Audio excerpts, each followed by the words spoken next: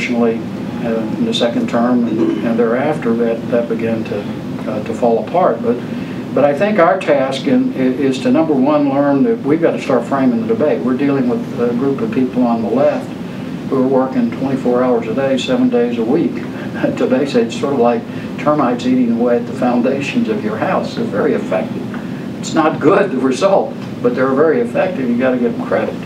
And so we have to be serious about our business. And I know everybody's got, things to do, but it's the young people who tend to be idealistic and who I think want to, and particularly today, the most serious challenges facing our nation in my lifetime, and you've got to live through it. And those of us like myself who are gray hair and older, we're very fortunate of the times we grew up and what we had economically and otherwise. But you face a situation that is very daunting.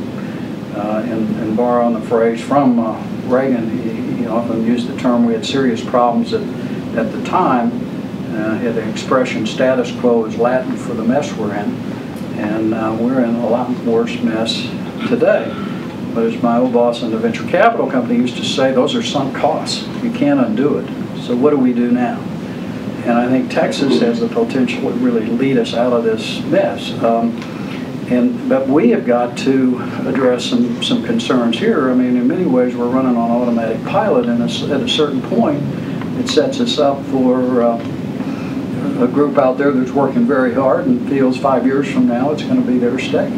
They may be right or wrong. It all depends on what we do.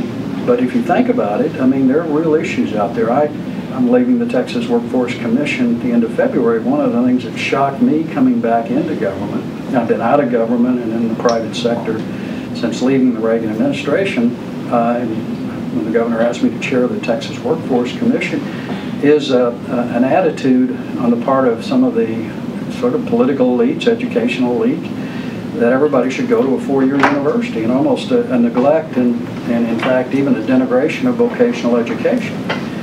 And as I went around the state, talked with employers, because I'm a businessman myself, and also had on the commission we have a public representative, which is what I was initially, and then a business, someone represents the employers and someone represents labor. And so we have three commissioners, and then I was asked to move over to represent the employers after a new person came on board. And so I have spent a lot of time with Texas employers over the past 4 years, and time again, they were telling me about the shortage of skilled workers. And the interesting thing is that you have an educational system, ironically very different from what we tried to do in the Reagan administration, where we believed in returning power wherever possible over education. We tried to bring power back from the Department of Education to the states and local communities. We didn't succeed in that effort, but we believed in local control of education. We believed in decentralization.